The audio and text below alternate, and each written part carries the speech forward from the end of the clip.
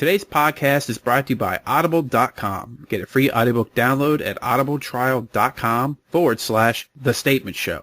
Over 100,000 titles to choose from on your iPhone, Android, Kindle, or MP3 player. Check it out today. That's audibletrial.com/thestatementshow.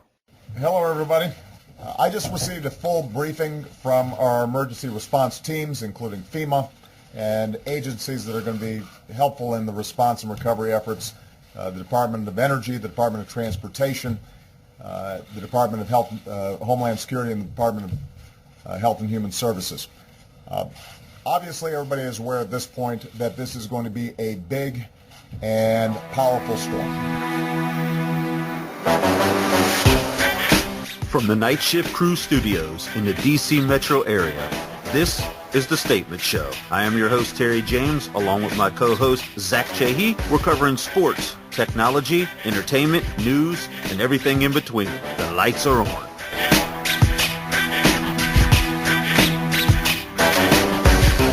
This is author Crystal Rose, and you are listening to The Statement Show with Terry and Zach. This is Jackie Joy, and you are listening to the hottest podcast around, The Statement Show, with Terry James and Zach Chehi. You know, it's your main man, Dan Drops. I'm here for The Statement Show. The Statement Show is here for me.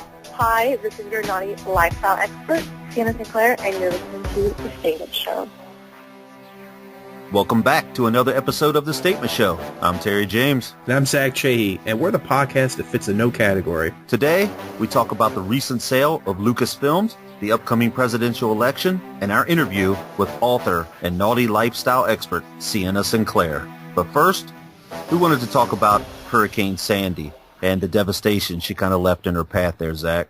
Yeah, obviously we played a little clip there of Obama kind of going into his little speech there right before the storm. Kind of a serious weather situation we had. We're out of Maryland in the Pennsylvania area, and it hit us pretty hard. We're talking tree branches, and if you stayed in your house, you didn't really have any major issues. Yeah, like a few, few streams that overflowed or something like that. Maybe a few shingles off some houses around here, but nowhere near the level of Jersey and New York, that's for sure. Yeah, what they got was crazy. You see, I saw the news stories there where they shut the subways down, and they were just full of water. Basically like huge aquariums, just tubes full of water in the whole city. So the subway was submerged. But from the looks of it, Staten Island, man, they got hammered. Yeah, they're still saying that Sandy knocked out gas lines and electricity, and still some 2.4 million have no power for a fifth straight day. That's incredible. Let's face it, a lot of these businesses in New York City, a lot of the homes, they have generators, but they're nowhere prepared to run power in a generator for a week, 2 weeks, whatever. I watched a video with the people on Staten Island, and their house is being destroyed, and it's just devastating. They've got nothing, and they don't have it. The cold weather's hit. They're not prepared for cold weather. And now they're talking about this nor'easter coming on Wednesday. Yeah, so what's the story with the nor'easter? I haven't really been paying attention to that. I think, that's just it. They're talking about in our area, snow, but for their area, it looks to be a lot of rain and snow, or, that's just it. They're kind of up in the air on it a little bit right now, but it certainly looks like it's coming, and that's just the least thing they need right now. I mean, for any of us here on the East Coast, but specifically in that area, because, they are still dealing with a lot. I mean, the pictures of these people just standing there with gas cans and 1.5, 2 hour lines of hoping that they could get gas, just be told that gas station's out of gas and they have to go to the next one, and then... Yeah, gas station's being guarded by the police. Right, that's just awful. I hate to sound awful here, but, you think about that in third world countries, and then you look at it in America, and that can't happen here, but it certainly is happening here. It's pretty devastating. I couldn't imagine after standing in line or drive up and get in line to wait hours and hours to get gas, only to find out when you get close to the front, they run out. Awful. We have our website is hosted by Squarespace, which is a great company. We find it to be a great tool and avenue to kind of express yourself, and they've got a great service. They're not a sponsor. You can click on our website at thestatementshow.com, and they have a link there that you can go to that could create your own website. And I really think everybody should try it. It's a really, really great tool. They allow you to try a website for free. I think, 7 days, like a trial kind of thing. You can build it and see what it looks like. You don't ever have to even put a credit card in. I urge everybody to go try it.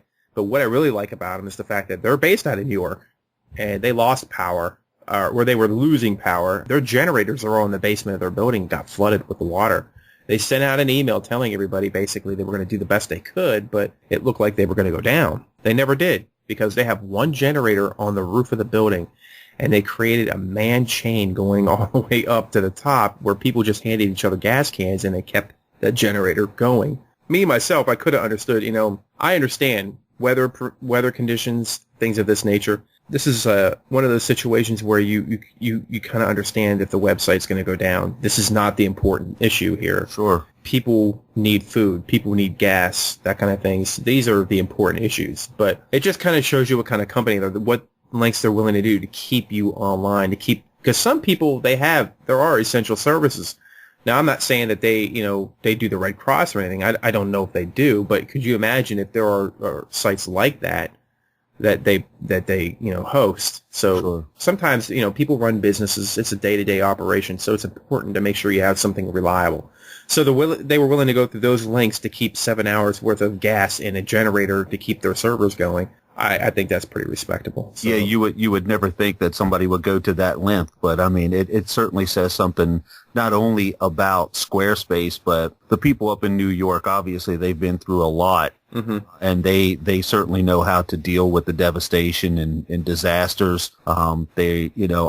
I've been up to New York a few times. I mean, I have no affiliation nor family up there, but I can only tell you that those guys up there in that New York, New Jersey area, they're a whole different breed up there. They know how to handle these things, and if there is an area in the United States that can handle it, we definitely know that area. I guess. I mean, I kind of disagree a little bit. I mean, obviously, like you said, they know how to handle certain things.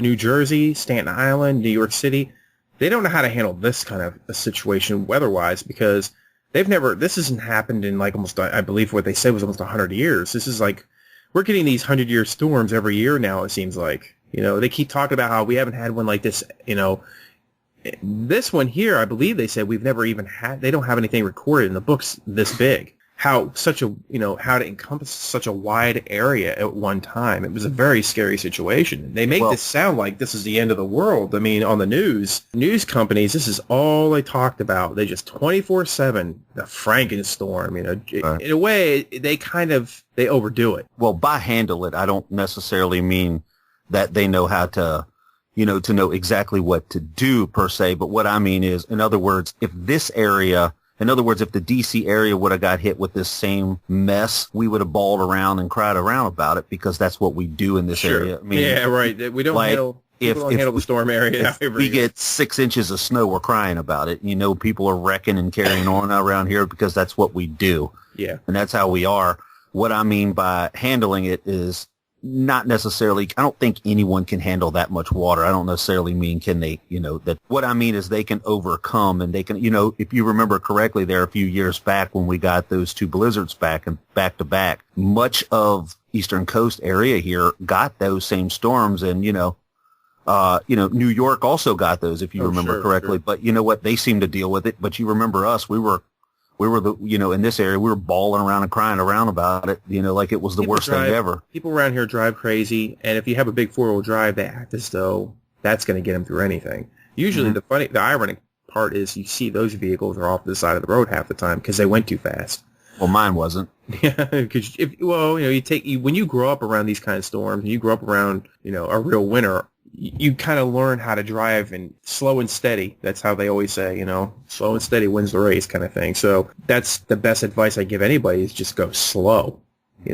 Rain, wind, storms, everything. We were through that last storm, me and you, both in a situation where we were driving through that last big one we had out here back in the summer. Trees looked like they were being, coming out of the roots. It literally felt like, we were in the storm of the century. So right.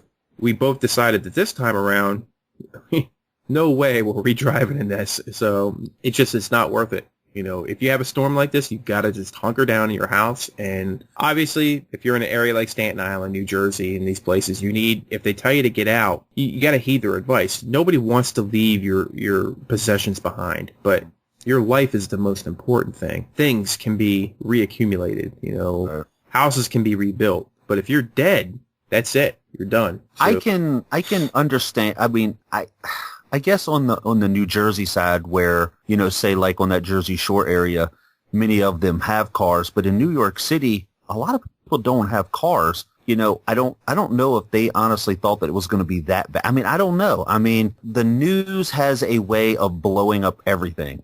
It just has that way, in our area that we constantly have, we'll expect 8 or 9 or 10 inches of snow and we get 2 inches.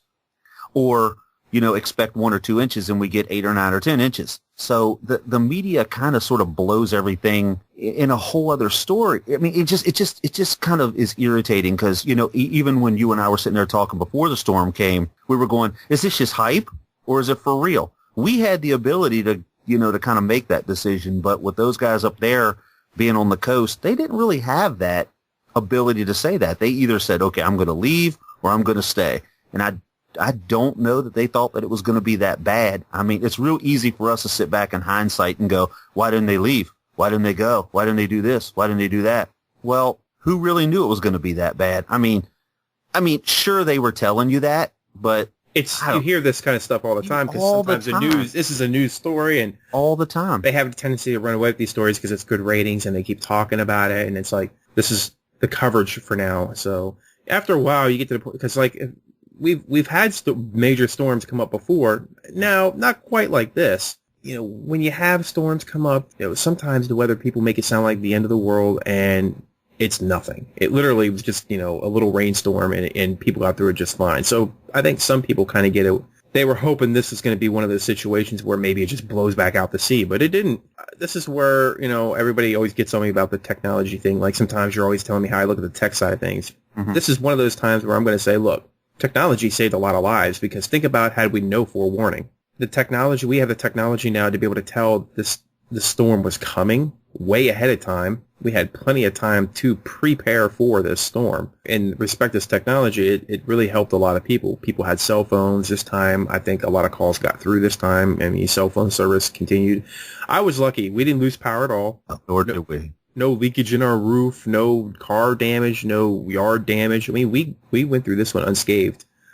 And to be honest with you, we slept through the night, and that was pretty much it. Right, so I didn't really have much anything else to worry about. So, it's kind of funny that you mentioned, like, with you being on the tech side. Obviously, anybody that listens to the show knows that you do the tech, and I kind of gravitate towards the sports side. And there is that sports side of everything, because now the New York City Marathon was canceled, and several games, basketball, whatever we're talking here, they've been canceled. And now, with football, they were getting a little pissy with them as well, because they were saying, well, should the Giants really be playing today? That's in Jersey. Mm-hmm. And, there's just that limitation there. You have the one side. Are they going to play? Right. Well, yes, they're going to play. You have some people, that are going to look at that and go, man, we still have people without water, without electricity, without a home. And then, you got other people going, we have to find some ways to get past it. If for nothing else, these 3 hours, we can forget about that. And I get it. I understand both sides. I really do. And obviously, as far as the New York City, as far as the race, the marathon, right. Yeah. That was going through some areas that were really bad. Well, it starts in the most devastated area of Staten Island. So I certainly understand them not doing that. And what pisses them off, and I have to agree, is the fact that for this race, they have an area that was fenced off. They have generators, porta potties sitting there not being used that are there for the race. Right. And I'm like, there are people hurting right now, and you have resources locked up right in front of them. Mm-hmm. So obviously, such bad taste. It's so bad. As usual, as in politics, they wait until the outcry happens before somebody actually does anything. Though they were going to have that race. Don't you believe they were going to cancel that race? They only canceled it because of the public outcry. Of course, because you got people coming from around the world for this race. They interviewed people from Africa, Australia, England. They had all kinds of people that come here year after year to do this race. They've been training all year long for this race. I can understand them being upset, but they do have to understand that circumstances here that are a little bit more higher of a priority. So it certainly looks like there's a lot of people that are donating. I know Verizon's pledging to match, and obviously they've had several telethons. Exactly. There's something on the Red Cross. If you did want to donate $10 to the Red Cross, you could text Red Cross to 90999. Now, let me ask you, where did you get that text number? That's actually off the redcross.org website. And what's the text number again? It is 90999, and you can donate $10 to the Red Cross. And that just goes on that just sends it on your phone bill, right? That is correct. Okay. This is one thing I do want to tell everybody, and if anything you learn from natural disasters, you do learn the dark side of people. Mm-hmm. Scammers, man. I'm going to tell you right now, they come out of the woodwork for everything, and they come out at the worst possible time, and this is one of those times where you get a lot of scammers. If you want to donate money, go to the website yourself. Don't open links in your email. Don't have people phone calling you, and don't give to people, like if they come to your door saying they're from the Red Cross, that's not going to happen, first of all. They don't do that. But if they do, if you have any doubts, ask for IDs. It's always going to be something that looks very official, laminated from the company. It should say their seal on it and who they are, the whole 9 yards. Go to their website if you want to give. Don't open a link and don't take any spam that comes your way, any phone calls. Don't just tell them you'll go to the website and give. If they argue with you, then obviously something's not right, because they should be fine with you doing that. So always go to the website yourself, donate that way. The text number Terry just gave you, that's from the website. That's a legitimate thing. Don't take our word for it. Go check it yourself if you want to go to the website. Absolutely. Yeah, no, definitely. You have to err on the side of caution on these things, because just like Zach said, people are just crazy at this time. The best part of people come out, but also, unfortunately, the worst part of people come out. Sure. Because I saw it 9/11 as well. I know we could talk about this all day. Mm-hmm. Again, remember, text Red Cross 90999. And we'll try to get back to this subject, obviously, on another show. We'll kind of talk about the aftermath. Yes, certainly, definitely take care of a lot of the aftermath. But also, Zach, this week, the recent sale of Lucasfilms. I know that this is something that is definitely on your mind, and I know you were very eager to talk about this on the podcast. Yeah, I'm a big fan of George Lucas. To me, he's one of these iconic figures who has kind of cut from the same cloth as the Steve Jobs, and I'm not an Apple fan by any means. I don't use Apple nothing. I'm Android, I'm PC, but I can respect what the man has accomplished. He's a true visionary for the company. It's obvious when the company was going down, he brought the company back up. George Lucas is one of these types of people, and he's a Walt Disney. Walt Disney was the same way. He grew an empire from nothing, just like George Lucas grew an empire from nothing. I've always loved people of these stature. I watch documentaries all the time. George Lucas cultivated these films, and every decision ever made about these films goes through him. The final word has always been with George Lucas. And unfortunately, with the last 3 Star Wars movies, which I love the Star Wars movies. The franchise is great. I love every Star Wars movie. Kind of like a sci-fi person, I can also see the bad points. Nobody liked Jar Jar Binks. I didn't like him either. Right. It was campy, dumb, and that comes from the downside of all the decisions coming through one person. It comes to a point in time where you need some fresh thinking. There are people out there who are capable of doing a job and doing it well and giving it a fresh perspective. And you need more people to have kind of that take on the film to give it a little bit more of an outlook as far as like a little bit more of a story, and maybe to have less of that campy Jar Jar Binks kind of, thing going on, because people don't like that at all. But he's ready to retire. He wants to take a good portion of his money, and they're saying like majority of his wealth, and he wants to be a philanthropist, and he wants to support education. He gives to the Make-A-Wish Foundation. In 2006, he gave it to his alma mater, USC. He gave them $175 million. He gave money to the Stand Up to Cancer, gives money to Make-A-Wish Foundation. This deal is going to get him $4.05 billion, okay? And he's getting this from Disney. We have a clip here. I'm going to play a clip for you. This is the CEO of Walt Disney. He's going to give you a little bit. He's telling you a little bit about some of the films coming out in 2015. They're going to have another film come out, Episode 7. There's another 3 Star Wars movies coming out. Listen to what he has to say, and then we'll get back to you in a minute.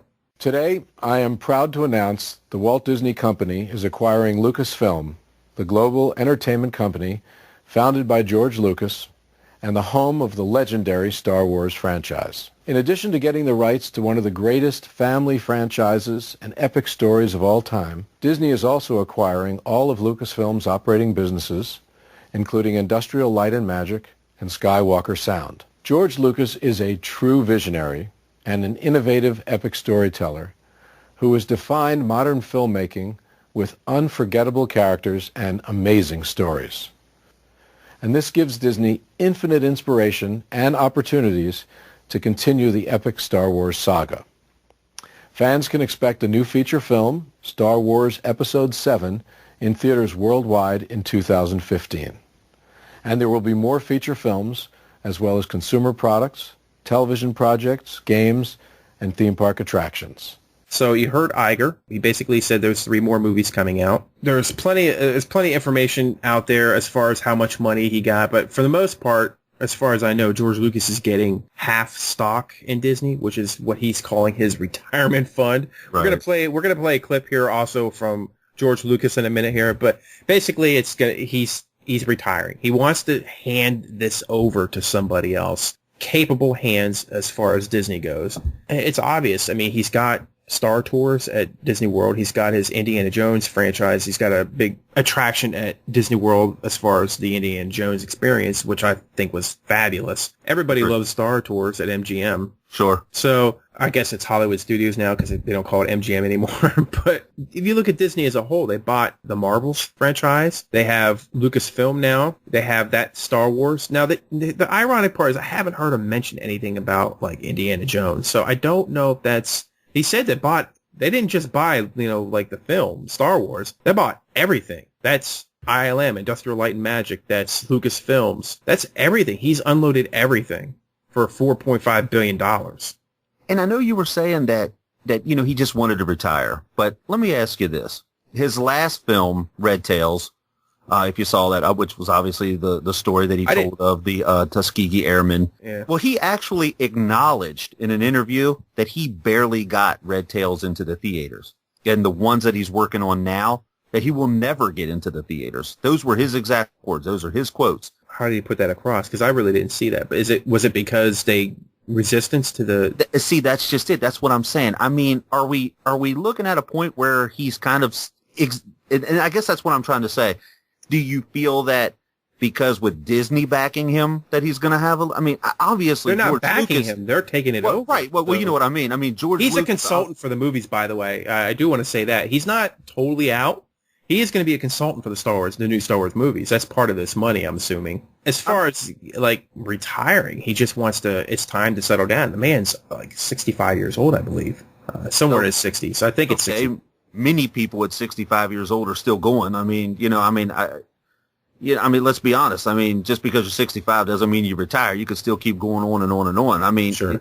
Has he lost a little bit of his luster, so to speak? Or, I mean, has he finally gotten it through his head that maybe he kind of needs to take a back seat to some things? I mean, I think personally he's just tired. I mean, he kind of comes across that way. I'm tired. I'm ready to hand the reins over to somebody else. And he did. There was a woman he's put in place. I'm not familiar with her name right now, but there was a woman he put in place who's kind of taken the films to the next level. Kathy Kennedy. Yeah, there you go. And then the gatekeepers of the franchise, as well as all of his companies, is Disney. And this is the one company he's always been impressed with. He always loved Disney. He says that in the speech, and we'll be playing a little bit of that for you here in a little bit.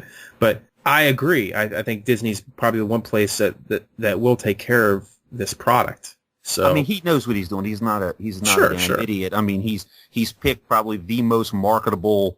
I mean, let's be honest. They're going to market the shit out of Star Wars like crazy. I mean, come on. Oh yeah. No, I mean, he created something. I mean, obviously when Star Wars came out in the 70s, there was nothing like it. There were the special effects were new. There wasn't any Matrix or Superman. There was no movies that had these kind of effects. So he had the vision to know he had to start a company to create effects that didn't exist. Get the people together that were only doing commercials that didn't work for any company like this before. So he started this industry. He didn't just, people have to understand, it's not just Star Wars. He created the industry as a whole as far as having these special effects and the companies and how you do these things to make them affordable for other films. So I think as far as special effects go, the biggest problem we have today in the movies, It's the fact that they use too much at times, and it's less story and too many effects, and it goes that way. I've heard that was what was the problem with Green Lantern. I didn't see it because usually I don't take like one person's opinion to kind of sway me, but I've heard so many people trash that movie, and it, to me, just looking at the reviews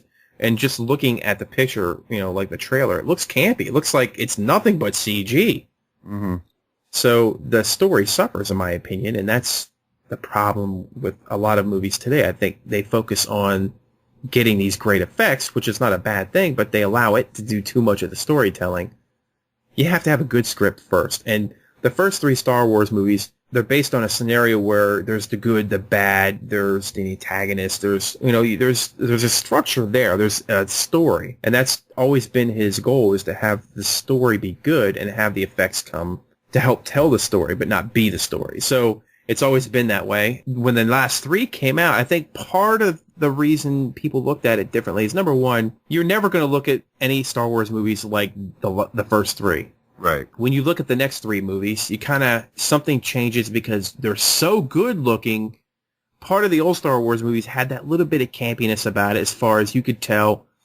It looked great. There was cool effects, but it wasn't overdone. Where this one, worlds were created out of nowhere, and Sure. It looked fantastic, but in the same respect, you knew it wasn't real, so it was like overdone in some ways, in my opinion. And I think maybe that was kind of the problem. But anyway, we'll play a little clip from George Lucas. Be back in a minute. I've been a big fan of Disney all my life, from when I was born. First day at Disneyland, loved Disney movies. Got very involved with Disney in the 80s and working in the park, and I've always had a fondness for Disney. At the same time, as I've gone through my career, I realized at some point I needed to retire, and I wanted to go on and do other things in philanthropy and doing more experimental kind of films, but I couldn't really drag my company into that, and I felt it was time for me to start thinking about retiring, and I've been doing that for the last 4 years, and one of the most important shifts that I had was I found Kathy Kennedy, who I'd been working with for 40 years, and asked her if she wanted to come and be a co-chairman with me and get ready to take over the company and take over the franchise and do everything. And once that piece was in place, I knew then I could step away and actually retire. The final block in that was to find a good, solid home for the company. And the first place I thought was Disney. They're large enough, and the match of what our two companies are is just perfect, because we're like a mini Disney. We have the same kind of operations. We do the same kind of thing. And I've worked with Disney over the years, and I know how they operate. So it was a perfect match of two companies that are constructed similarly, do the same kind of product. And I think it'll give me a chance to go off and explore my own interests, at the same time feel completely confident that Disney will take good care of the franchise I've built. And at the same time, for me, I look at it as I'm investing in Disney because that's my retirement fund. The future Star Wars films, Kathy and I have been working on future Star Wars films, and the main reason I brought Kathy on is, rather than quit, I wanted to have it move forward, but I needed somebody I trusted who could take that franchise and make it work the way I intended it to. So once Kathy came on board, we started working with writers and started working on all the processes of doing the films.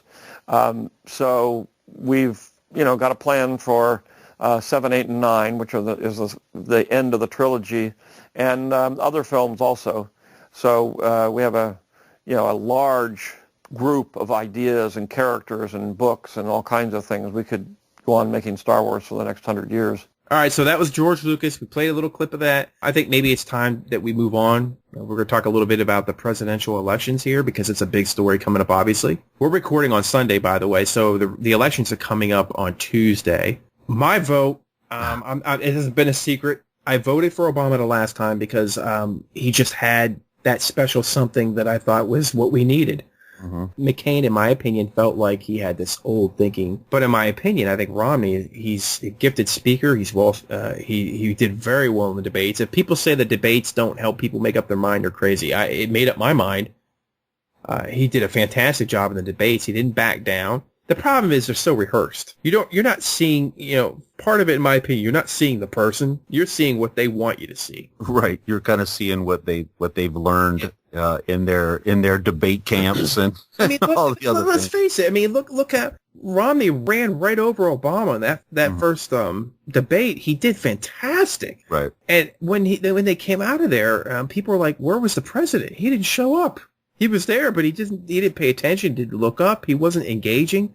People were really surprised. They just didn't expect that to happen. So, well, I then think the vice presidential debate came on, and everybody was and it went completely opposite, right? But it backfired, in my opinion, on them because it made them basically look like, okay, well, now we got to make up for what Obama didn't do. So now we have to interrupt all the time, act rude, because that's exactly what Biden did. Biden, in my opinion, I don't like him at all. And I like Obama, don't get me wrong, but I think his biggest crutch is Biden. Biden's continually getting him into trouble as far as things that come out of his mouth. He's always speaking from the hip, in my opinion. He's always saying things that get him into trouble. This time he just came off like a bully, like he was rude, and Ryan did the exact thing he should have done. He basically just didn't engage in that rudeness. He didn't cut. I'm not saying there were a few times he did kind of cut in, but that's kind of what Romney was doing. Yeah, exactly. In the president. So I mean, but it doesn't come off that way. It does not come off. It like when you watch the second debate with the VPs, after a while you notice it just seems like he's doing it because they told him to. That's very possible. So it was all rehearsed. And that's why I think people. But there was a lot of crying about it. I mean, that he shouldn't have been interrupted. I mean, it's a fucking debate. That's what you're supposed to do. Yeah, you're supposed to go back and forth. That's the whole concept of a debate. But but the problem is everybody knew he was going to do it. It's different when it comes in and it's wow. You look at it from a perspective of it was fresh. You didn't expect this, but everybody knew what he was going to do ahead of time. They knew this is how he was going to act because he had to make up for what Obama didn't do in the first one. So it's kind of like, this isn't the real Biden because he had all these people coaching and rehearsing for him. And, they spend days and days strategizing on how this is going to go. So that's why, in my opinion, people look at like the debates like maybe they don't really, form everybody's opinion. It does for me because I think the first one was probably the best one. I like Romney, but I don't do any campaigning or anything. And I like the fact that we can, we have a free country. We can vote for whoever we want. And this is going to be a tight race. It's going to come down. The funny part is to watch the spectacle on the news because they always want to be the first ones to call it. And if you've noticed the last, 2 or 3 elections, they fuck it up every time. Yeah. Because ahead of themselves trying to get out the story first that they don't report the actual news. We will be lucky to know anything by midnight that night, if not the next day or 2 or 3. I mean, it's just going to be one of those damn things where it's going to be so close and so ass backwards, they'll find a way, like you said, to fuck everything up. That's exactly what's going to happen. I mean, it certainly seems that it's one of those deals right now where it's certain states that, I mean, I know, like when you and I were talking right before we went on air, at least as of this recording on Sunday, Obama had a slight lead, but that could go. That's in one state to the next. That's the thing. They keep talking about these leads.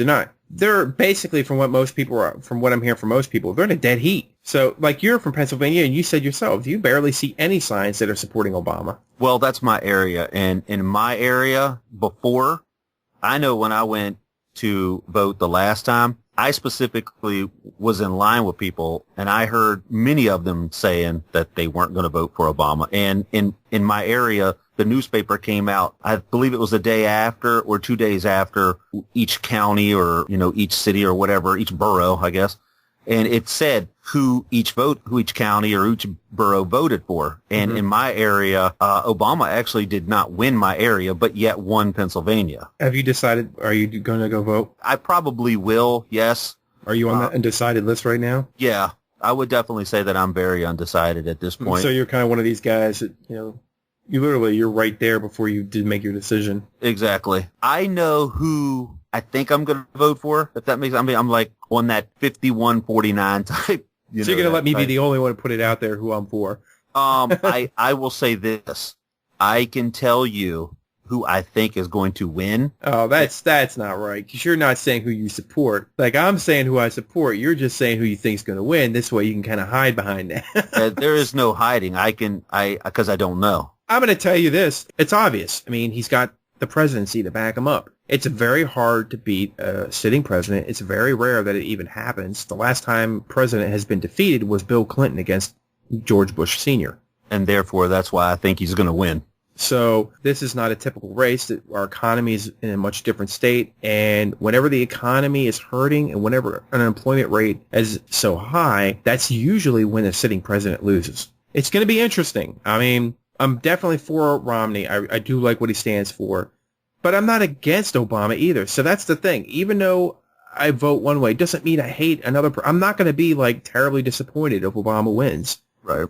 You just have to wait and see how it goes. So, I think it would be so much easier if I had, I don't have those blinders on, and there's many people that aren't voting for the right reason, or they're voting people for the wrong reason, should I say. And we all know who those people are. I mean, if you're not going to vote for Obama because he's black, or if you're going to vote for Mitt Romney just because he's white, then look, those aren't the right reasons. These is completely the most ignorant reasons to vote for someone. If you want to vote for someone, because he stands for this or because he stands for that, that's an understandable. Absolutely. I mean, and that's the only way we're gonna go forward in this country. So therefore, I have obviously been listening to the debates and I've listened to several things on CNN, but I want to make my own decision. I want to know that I'm voting for a person because of the reasons that I want to, which is the great part about the United States. Zach, you can vote for whoever you want because, let's just say for Romney's sake, because you said that's who you were voting for. Maybe you like one thing that Romney, maybe it's a defense thing, or maybe it's a whatever. If that is something that's true and dear and near to your heart, then that's who you deserve to vote for. You have to pick what. I mean, everybody looks at the presidential race. You have to kind of pick the guy that speaks to you as far as what you care about. You're not going to understand all the issues. I'm not going to lie to you. I don't understand half of the economics, and I don't understand half the spending cuts or anything about Medicare. I'm not old enough for the Medicare thing to really to bother me. I don't understand enough about it. Someday it will. For me to understand truly about topics, you have to kind of look at what, like, I like technology. I have to look about what they're going to do with the internet tax. Are they going to create a national tax or go by the state? I look at those kind of things, and I look at things that I care about, and that's what I think most people do. They try to look at things they care about and see, well, what does he stand for? It just seemed like you'll hear people say, I don't know if Obama got voted in for the right reasons the last time. I really don't know if he did. I don't know if he got voted in because was he the right choice or just because this is what everybody wanted to see? This would be really cool to be part of this election. This would be great. This would be great. Now, this time when he wins, there's no excuses. He's going to be voted in because he's the right person. You liked what Obama did. He's got to stand behind his record for the last 4 years. Absolutely. So there is absolutely no excuses here.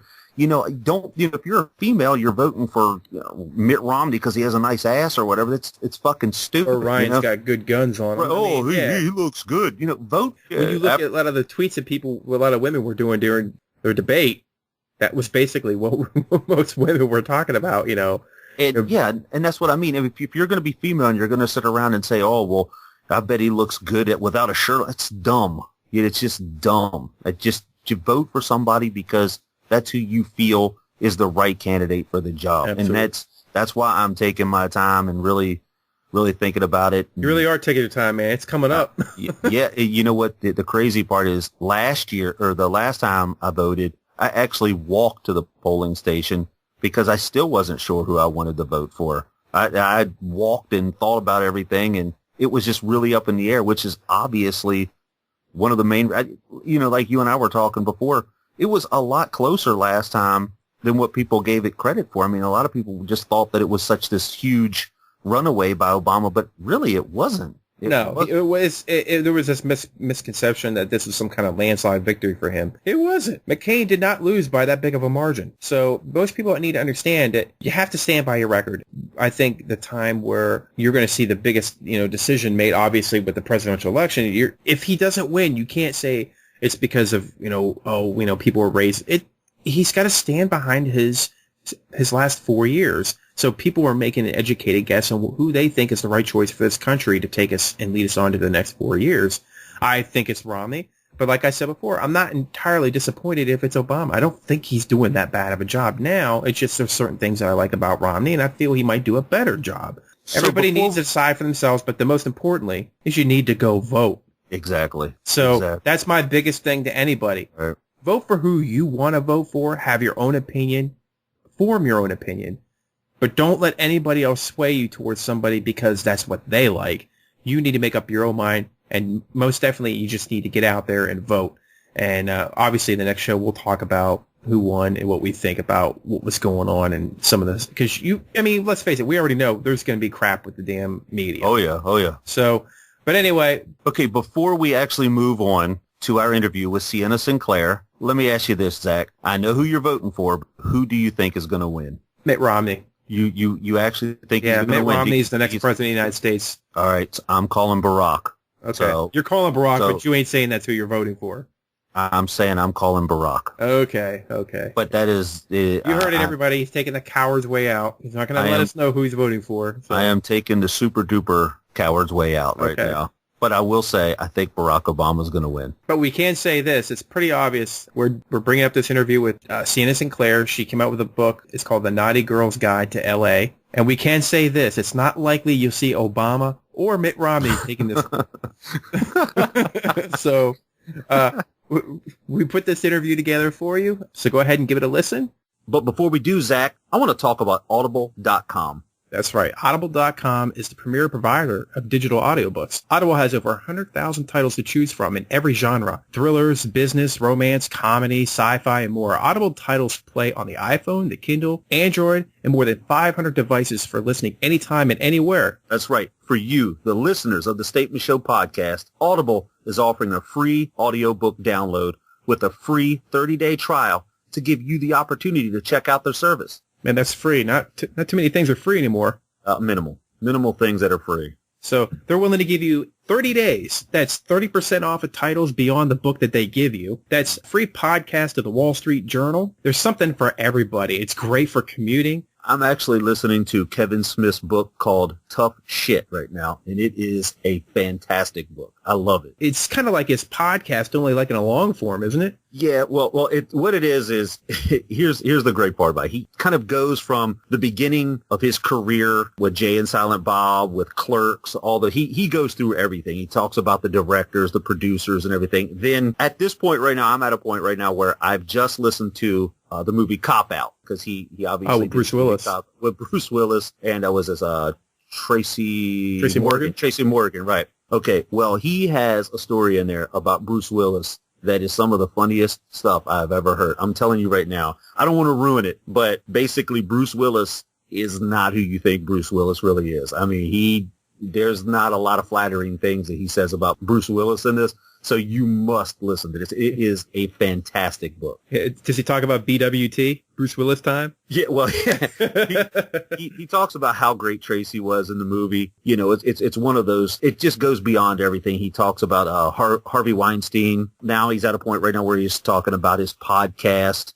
He's hit to that level, and how he tours around, and then the Jay and Silent Bob podcast that he does with his partner. So this is kind of like how his career, how he basically got started, and what's up to right now. And exactly, I'm telling you, it is a fantastic read, listen to, should I say? Oh yeah, great for commuting, like I told everybody. And that's what I'm doing. That's exactly what I'm doing. Exactly. I have a long commute. We both know that. I have over an hour long commute. You know, it gets old listening to the radio. It gets old listening to the same CDs. I don't care how many MP3s you have. I don't care what you have. It gets old. So this book was something that that I actually got with the 30-day free trial, and will probably keep Audible.com. I'll probably keep it. I'll keep it with the subscription and everything. I love it. It's so fantastic. I know that they have, like you and I were talking, they have several other books that are going on right now. I mean, if you go on to Audible.com and check it out, there are book selections. I know that they have the 50 Shades of Grey. They have that whole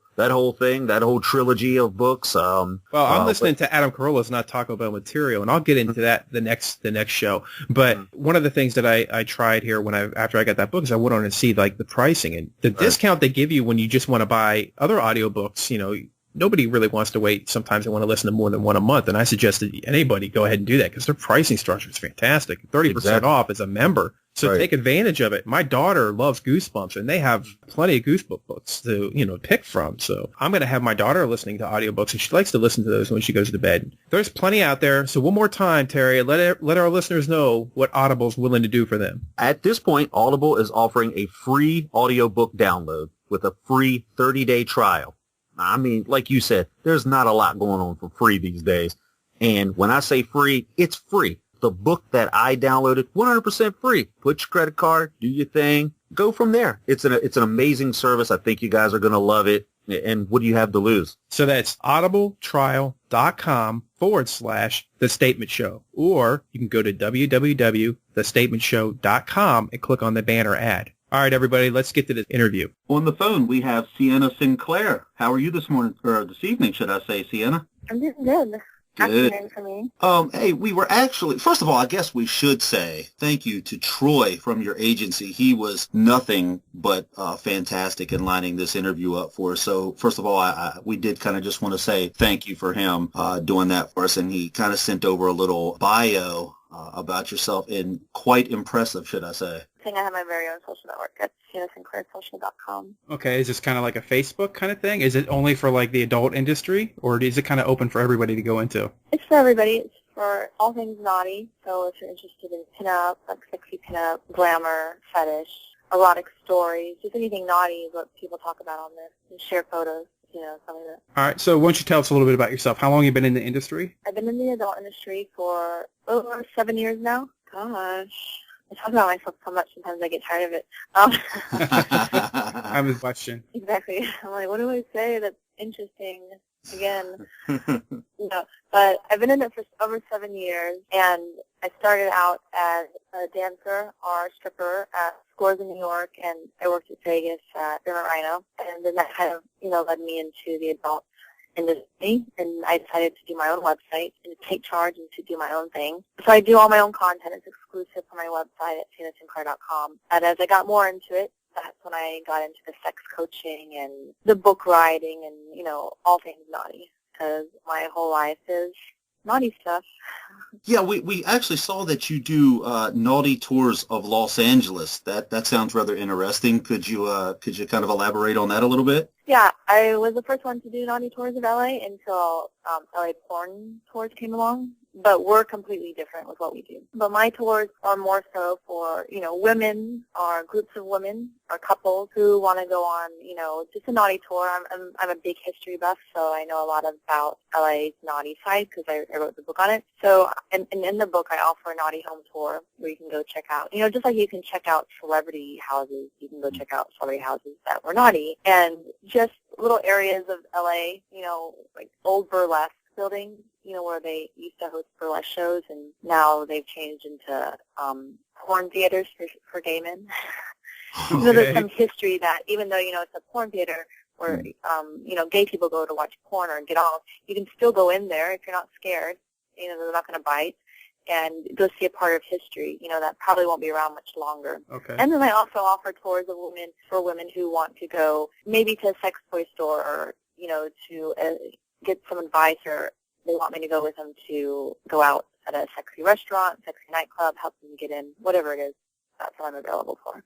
Is this something you get a lot of people coming from overseas? Do you get, or is this more or less just kind of around the United States? It's more so the United States that I've gotten so far, and also locals, because they want to know more about their city. And it's just a neat little tourist thing because a lot of people come to LA to see, the Hollywood stuff. But if you keep making visits here, when you've seen it once, you've kind of done it all in LA. Mm-hmm. So there's another side to to LA that you can visit that people, never thought about. People don't think about being naughty when they come to LA, going to Vegas and being naughty. Yeah, I mean, I would. So, yeah, it's just different because nobody offers it. And nobody offers what I offer. Sure. Now, this is something that you set up everything. So, because I've seen in your bio that it says it's like a chauffeur trip to Los Angeles area hotspot. So, I mean, you actually take care of all that. Yeah, I take care of all of it. The minimum is, the max is 4 people. That's how that will fit in my car. So it's very intimate. It's meant to be intimate, and you get driven around, in style. And I'm pretty much yours. I do whatever you want.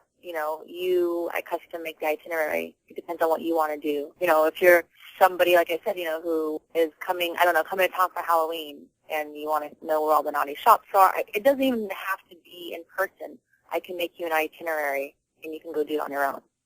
So it's all up to the person what they want to do. And some people want me to go with them because they get little tidbits, like I help them out. Sure. Almost kind of like sex coaching. Okay. Right. And speaking of that, we saw that you're a certified sex coach. So please explain this one, because obviously I've seen a few movies. I think it was, what was that, the Meet the Falkers, or one of them, where I believe that Falker's mom was a sex coach. Is it kind of the same thing, or do you have a whole different vibe going there? I can't remember if she was a sex coach or sex therapist. I think she might have been a sex therapist. She was a therapist, yeah. That's different. And she's also had more of a hippie kind of approach. But, yeah, Terry, get it right. Love thing, yeah. But I'm not a therapist. A therapist is someone, who went and got their degree and lots of years, lots of schooling. I'm a sex coach and also a therapist still with the past issues that you have. Okay. I don't really care for therapy. I'm a sex coach, and I deal with the now and how to get you to move forward to where you want to be in your life. Okay. So it could be anything from a guy coming to me for dating. He has very low self-confidence. He hasn't been on many dates, or he's just having a hard time approaching women or attracting whatever it is. Mm-hmm. I can take him on a date with me, and where I critique him and just kind of help him out, see how he approaches women. And some people need like a makeover. They need their clothes. There's a lot of guys out there that need help with that, especially if you're living here in LA. And then there's also women that come to me, and it could be anything, couples, and it could be anything from people already having a great sex life but wanting to learn, how to have an even better sex life. Okay. So people think sex coaching is for people that just have a non-existent sex life. That's not true at all. When you hear coaching, you almost visualize, okay, here's the bed, 2 people getting on it. It's like you're actually telling them what to do. It sounds more like it's the Will Smith character in that movie Hitch. It sounds like you're kind of helping him with everything. Yeah, it's dating. Because sex has to do with dating. You got to date first. Of course. Not all the time, but yeah, usually you have to date first. And when it comes to sex coaching, it's not really about sex. people would like to have sex. The men would love to have sex, but first, they're looking to meet somebody, to connect with someone. And people do come to you, with bedroom skills. They want to know, how to go down on a guy or how to go down on a woman. And I can help them with that too, whatever it is. Okay. So, but I also write about it all the time. I write blogs all the time. Yeah, you have a very full encompassing website, as I see here. It says you were an intern in a magazine in London. Yeah. Are you still into holistic living? Oh yes, everything I do is holistic. Like the way I live my lifestyle. I don't take any medication. I believe that you can almost fix anything with herbs. Okay, sure. I'm always the girl that my friends come to, like, which herb do I take for this? And I can tell you anything. And I have an herb recipe for everything. But I also teach it with just living. I have a website called thesinglegirl.la, and it's like an online magazine. I'm the single girl, mm-hmm. and I give people tons of naughty tips. I have a holistic living section on there, it's just to live naughty and be more holistic in your life, and like how to recover from a hangover, how to do Vegas and survive, Mm-hmm. I always felt like the vitamin and the holistic, I always thought that was kind of bigger, maybe, I don't know, early 90s, mid 90s. Do you think it's kind of dying down a little bit, or do you think that's just it's just more of a niche market? No, it's not dying down at all. It's actually huge. It's a huge market, especially with people who have money. Nowadays they're making apartment living, condos, very expensive condos, like in New York City, mm-hmm. where the whole philosophy see is living a more holistic lifestyle, because people nowadays take better care of themselves. They want to live longer. In order to do that, you need to stop doing some of the things that people do, like drinking, smoking. You need to be more holistic and, take vitamins and work out and do yoga to live, a longer, healthier life. Okay. Now, you say with you being a single girl, do you find it difficult, given the fact that just at the resume, the bio that I'm staring at with you, I would feel that it would be a little harder to approach you knowing that you have all these, all these certifications and that, you do all these tours and obviously rather known. Do you feel that anybody's scared to come up to you, or is it fairly simple to date in LA? It's very simple to date in LA, especially for women. I mean, you can pretty much go out and do a date anywhere, but it doesn't, like quality date's a different story. Mm-hmm. I find that I'm single by choice. I'm not looking for anybody, I'm not looking for marriage or kids. Mm-hmm. I do open relationships because that's what works for me. Okay. But when I go out with guys, and as soon as I tell them all that I do, they're very intimidated. And some people won't date me because, they're insecure in their own ways, and that just eliminates guys that aren't good for me. So that's your barometer when you go out with somebody. When you get into what you do, I would imagine you can kind of get a feel within the first few minutes whether they're a little too put off by it. Yeah, there's some guys that it's not for them. This is not for them, and that's totally fine. And there's some guys that are really interested in it and think that's so cool, and oh my gosh, I met the perfect girl, and then they start dating you, and they realize it's not for them either. Mm-hmm. So there's very few people that can date me for a long time. Okay.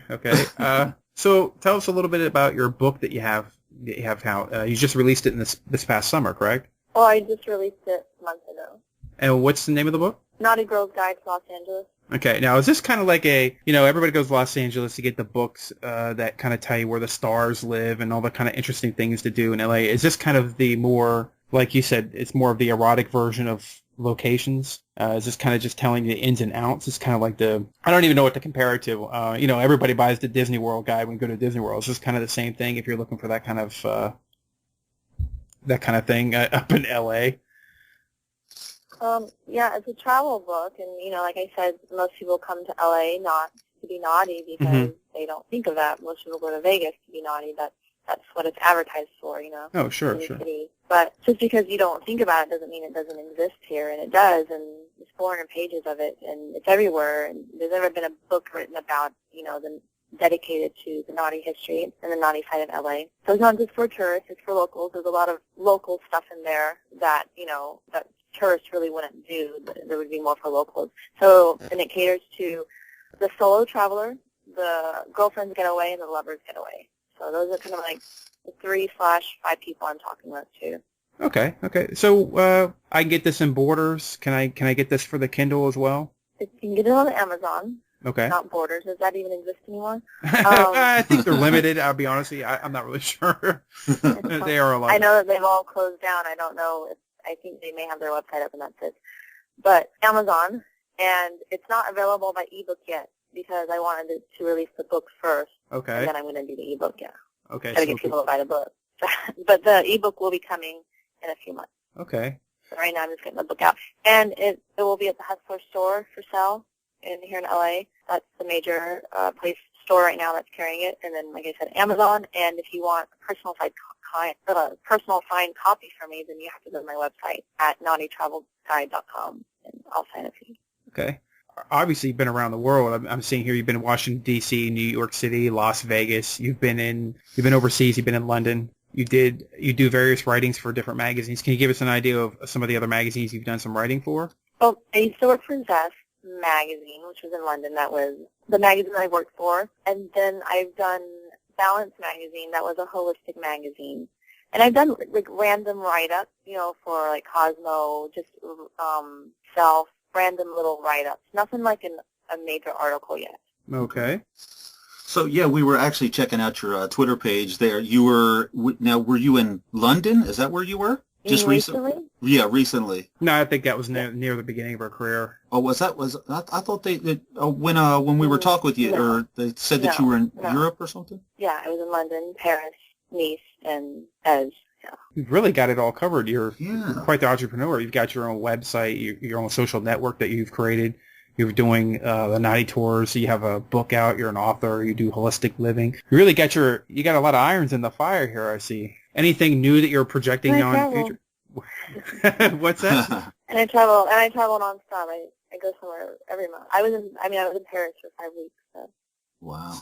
I'd say, when somebody. That's what my true passion is traveling. Work is just my second hobby. So. Okay. I think when people kind of look at the adult film industry, they kind of niche you in a certain area, but you're much more than that. You've got quite the vast industry going here. And it sounds like you're going to have your own empire here. Everything is up and coming. Well, I do. Yeah. It's tiny right now. It's a tiny little one right now. But it will be big one day. It'll be bigger. I'm sure you have the ambition. That's what it's my starter. It's a starter empire. Everyone's got to have their starter kit in mind. Sure. Okay. So, I see here you rent out your own studios as well. Yes. Chauffeured service you for intimate couples, and you do sex coaching, your own... Yeah, one of my tours is you can do, for LAs, you can actually go on a set of a porn set, or you can get your own photo shoot, because there's some girls that, they come to LA and, maybe they're feeling a little naughty and they want to have, a photo shoot that's intimate for themselves or for their lover. And they can do like a sexy calendar. They can even do a photo shoot with their lover. They can see what it's like being on a porn set or being in a porn. Now, we talking like a porn of their own, or are you talking about bringing them onto a studio where there's one actually? Well, they can do either. They can do either or. They can do a porn shoot of their own. So it's kind of like a Paramount Backlot Studios tour. Okay. I mean, it's not something that people offer. Not many people can go say they've been on a porn set in LA or have started their own porn, like direct, did their own little porn. So I would imagine it takes a lot of close relationships for them to trust you enough to allow you to bring people onto that kind of atmosphere when work is going down. Well, first of all, I do my own porn shoots. Oh, that's right. Yeah, your own. One of my porn shoots. Yeah, okay. I don't go to someone else's. It's mine. So I got you. If they wanted to do it, I would either have them come on when I'm doing one, or because people's travel schedules are different. If not, then they can you can direct your own porn. All you got to say is like you can hire your own girls. I'll do it all for you. It just depends on how much money you have. Okay. Well, unfortunately, the porn shoots are not cheap. If you want to come on a porn set, you've got to pay for it. I mean, it's your porn set that you're going on. So, like I said, if a guy, a girl, or a couple wants to come, and there's a lot of people out there that have money, and they used to offer the same thing in London a long time ago, where you could pretty much live out this fantasy. If you wanted to have a kidnapping fantasy, they would send somebody out while you're walking the street to kidnap you in a van, and you could live out this whole naughty fantasy. Or you could go to the chateau in France, and they would film, you having sex. I don't know what happened to that business. It was a long time ago. But I read somewhere, or they had something on TV, thing overseas, where it's big doing things like in public, like in front of people. Yeah, I mean that's always been around. Oh, I mean, it's just, I guess it all depends on your specific fetish. Everybody has a little something different. I would imagine the kidnapping thing could get a little weird, especially if especially like if you're walking the street. If somebody else grabs you and it's not, kidnapped and you're calling the cops. And the whole time you're going with it, and it's not the real kidnapping, or exactly, yeah. Turns out to be your ex-principal. I don't know what happened with that. I don't know if any of that was legal or anything. What I do is legal, so as long as it's legal, it's totally fine. Okay. Okay. Now, of all the things that you do, the modeling, the performing, the directing, the tours, the books, everything that you do, what's your favorite of them all? What's your biggest passion? Well, my passion is traveling, so doing the travel books is really nothing that's so easy for me because it's something I do all the time and I love it. But I would say what makes me the happiest is helping people with coaching because I can see it. I can see someone changing as, they come to me, this little duckling, this little ugly duckling or, shy person. And the way that they change and become more confident is, it's very, exciting to see that and to know that you help somebody, become a better person, better with going out, approaching people, and it's nice to see that. Okay. Your book, I'm sorry, that's thenaughtygirlsguide.com. I see you have the website. You have a book on sale? Guide to Los Angeles. Yeah, there you go. Naughty Girls Guides to Los Angeles. Yeah, the city. Okay. The city. Well, you do a lot of traveling. You see yourself coming out with one maybe for around the world kind of guide, or since you do a lot of the traveling kind of thing? Well, right now I'm just focusing on the West Coast, and my next book is Vegas. It'll come out next year. I'm already working on it, and then after that will be 2013, and then 2014 I'll have San Francisco, and Wow. it just makes sense because when you come to LA, you're going to go to Vegas. If you go to Vegas, you're going to come to LA. Or if you go to San Francisco, you're going to come. It's a little triangle, so it's just perfect tourist spot right now to focus on. And I just see myself more focusing on the U.S. at the moment. Mm-hmm. I mean, unless it blew up and, I could get other writers or, people to help me. Mm-hmm. But because I go and check out these places personally, it's a little hard right now to, not that I can't do it, I just went to Paris for a month. I can totally do it. But it's just a little bit more work. So maybe down the road, I don't know yet. Just right now I'm focused on the U.S. because it's so easy to do. Okay. We really appreciate you being on the show. And like I said, if anybody wants to check out her website, thenaughtygirlsguide.com, or the Naughty Girls Guide to Los Angeles. Or you can just go to naughtylifestyleexpert.com, and it has all my websites on there. Oh, great. There you go. Easiest way. Made one page for all my websites, yeah. Well, yeah, thanks for having me. Okay. Thank you, Sienna. Appreciate it. Thank you very much. Thank you. Ciao. Well, everybody, that was Sienna Sinclaire. What'd you think, Terry? You know what, Sienna, you can just tell how educated she really is. This woman is so to the point, so matter of fact, but yet I kind of dig all her little tours that she was talking about. It sounds really cool to go out there and do it. I mean, obviously, I don't think that I would. Yeah, right. Well, I don't think that's going over with the wife and myself. Yeah. Right. I don't see me doing a porn movie, So chances are you're not going to take the wife out there and say, let's tour a studio of a porn studio. Exactly. But that was Naughty Girl's Guide to Los Angeles by Sienna Sinclaire. Go to Amazon and order the book. Now, it's not available on Kindle yet. I imagine she probably put it out there eventually. Right now, you just order the book. Sounds like a really cool idea if you're going to LA to just kind of see if you're into the risque, give it a look-see. We really appreciate Sienna coming on the show.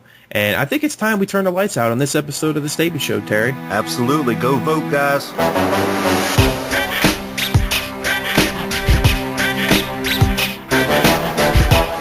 Thanks for joining us at The Statement Show. If you like the show, go to our website at thestatementshow.com and click on one of our affiliates. Subscribe to our show at iTunes and Stitcher Radio. Also, check us out on Facebook and YouTube, and at Twitter at Statement Show. For comments or concerns, or to be a guest on The Statement Show, email us at thestatementshow@gmail.com.